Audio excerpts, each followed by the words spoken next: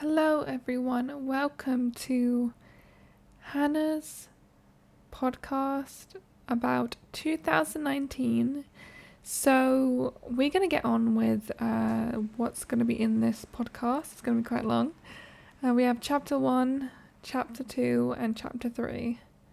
So we have chapter 1, which is growing pains, chapter 2, which is my first serious relationship, and chapter 3, caring for 4 little mice. Hope you enjoy. And also, I should do this in one clip. I'm just like, bye. Well, this is a very long intro, but we're just gonna leave this on, I guess, till we get on with the first chapter, I guess. Oh gosh. So give it a minute. So, chapter 1, growing pains. Now, when I was in 2019, I was around about 24, 22. I'm trying to figure out how old I was. I was 18, 19. No, I was 18. No, I was probably younger than that. I can't bloody remember. It's so far away. It's like, oh my god. So back then, in 2019, I had a lot going on. There was a lot of emotional, how do I say this? Emotional moments in 2019 that I completely regret. I had a lot of growing pains. I was struggling with figuring out my future. I had a lot of baggage that needed to go. I needed to rethink my life at that point. I was taking my medication, trying my best to figure out, because for 3 years I didn't figure out why I needed medication, but really I was supposed to be on it for life. How fun. So, growing pains, I struggled with like really bad thoughts of suicide, after certain situations. I felt lonely. I knew I had friends, but I just felt disconnected. That year was really tough on me. Like, honestly, I had a few changes going on and all that, so. But let's get on to the more fun part, I guess, which I would love to explain. Some people don't know this, some people do. It solely depends on who you are and who's watching this. But let's go to chapter 2. So, I had my very first relationship with someone who lives quite far away, like a 3-bus journey far away kind of thing, and I didn't necessarily like him in the end. Let's just say I want to start the story at the end and then go from the.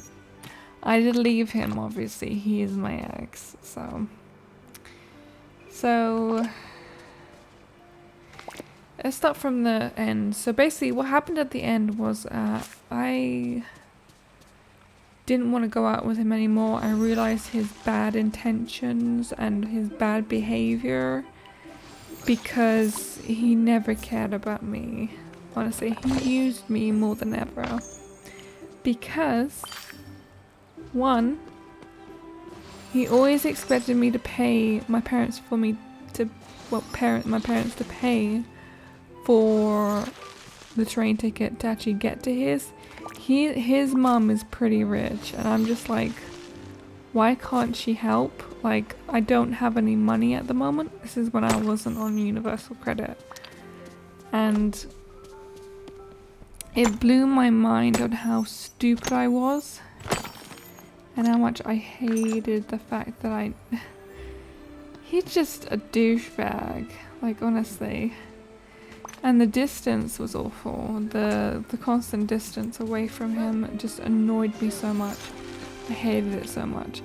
But the main thing that really got me off of this guy was the fact that when we had an argument, he kicked me out and told me to get all my stuff and leave. And I had to go all the way home. All the way home on 3 trains. It was, when I left, it was like 2 in the afternoon. I got home at 7 at night. There was no text about, oh, are you okay? I'm sorry for what I've done. But there was nothing. That's how much of a douchebag he really was. Like, why would you do that to somebody? Think about that. If you're watching this, you know who you are. And you should think about your actions and think about how other people feel compared to what you feel in the moment. Think about your actions, not just what you've done or what the other person's done. Have a little think about that. You know who you are. And I hope that you've figured out what really is wrong with you. I just want to put it there. I'm not going to say names, so... Yeah, so... I... Obviously, at the end, I broke up with him. He messaged me after 3 weeks of no contact. And he basically kicked me out, so that was quite annoying. So that was the situation at the end, but let's keep on going to the top until I met him again. Well, not exactly. But before that, we were completely fine. And then I met his mom. There were so many embarrassing moments, to be honest. I don't remember half of them, and I'm glad. So, when I first met him, I think I met him on Tinder, I don't know. I obviously saw his flat. Wanted to obviously move in, but the real thing that really bugged me and what I shouldn't have done is he actually took my virginity and used me for my virginity, basically.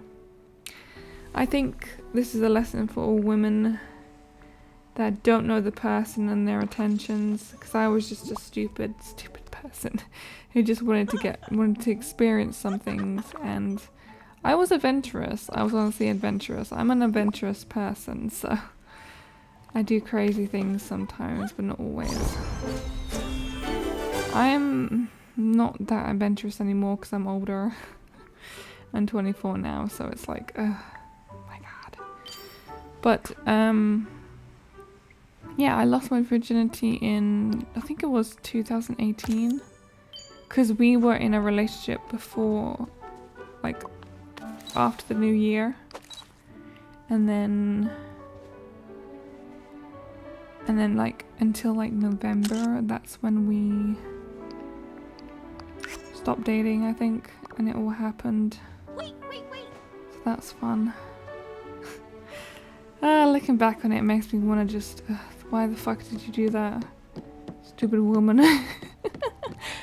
I don't beat myself up about it anymore because I know it's my past and what I've done and people make mistakes all the time, so keep that in mind. Now, chapter, I'm gonna do this bluntly and straight to the point because I love doing that, honestly. Chapter 3. So, I generally think that the 4 mice I had in the past, I feel like I didn't treat them. I had a heart for them. I knew I had to help them because they were rescue mice. I knew they wouldn't live long, but to have a breakup and take care of them, it's just a little stressful. So it was emotional. It was heartbreaking for me to see them all go, but I knew from that point, like, I had an attachment to the mice, obviously, Red was my favorite. Speckles was my favorite. Speckles, Red. Red is the boy. Speckles is the girl. Midnight is another girl, and Raven is another girl. It was a trio of a boy and 3 girls, basically. These little ones were my babies for so long. Probably like before, I think I got them in 2018, and then they gradually passed away in a year's time. It was emotional.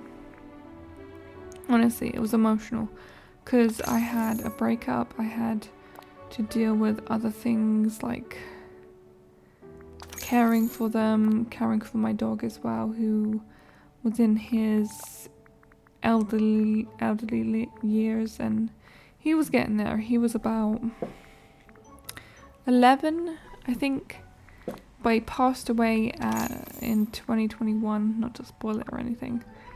My dog Zach, who passed away in 2021. So I know this is 2019, but that'll get on. You'll see it in the 2021 video. But I think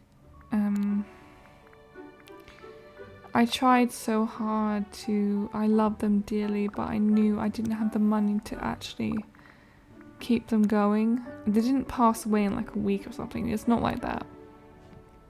Red had the best genetics. He was the male that had the best chance.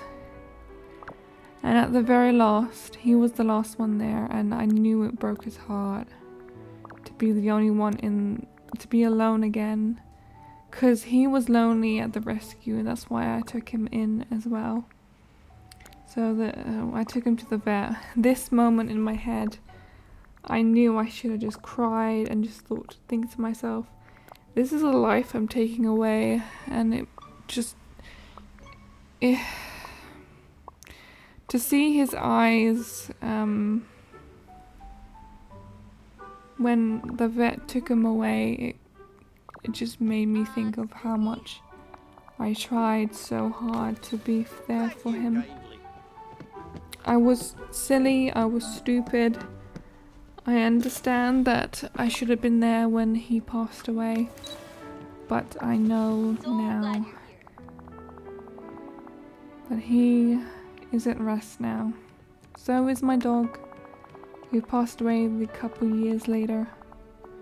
But I know that the 4 mice I had are at peace. And I will love them dearly in my thoughts, mind, heart, because I know they're not in pain anymore.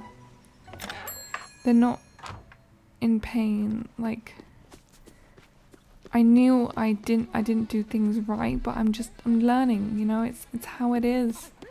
It's how life. It's like having a really bad hamster story where they pass away randomly. It's sad.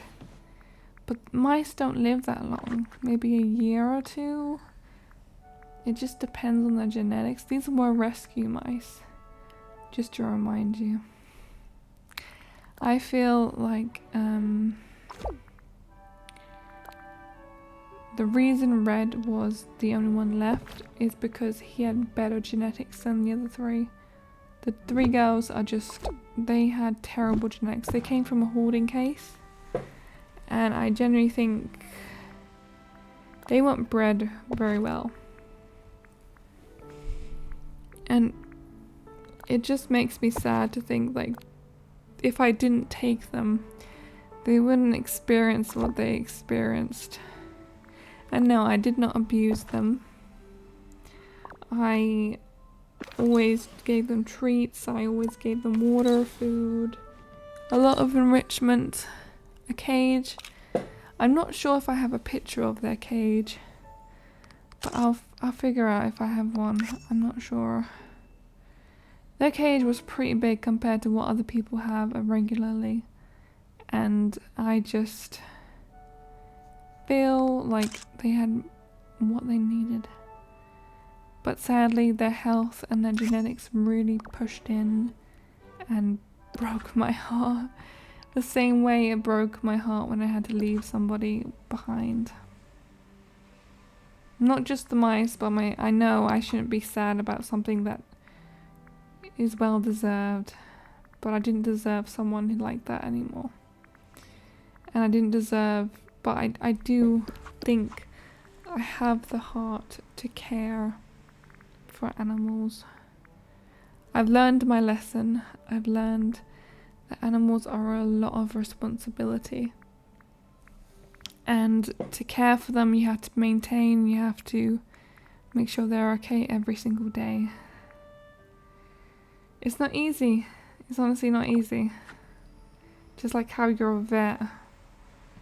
Being a vet is not easy. You see a lot of death, you see a lot of illness, you see a lot of depressing things, but you've got to push through and know that they're gonna be alright and at peace.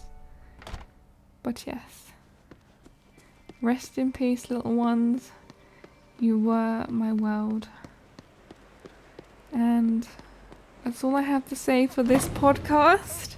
I hope you enjoyed. There will be another podcast, maybe in a couple months' time, but I don't know. Videos are going to be slow, so I've got a lot going on at the moment. But I hope you enjoyed. See you soon.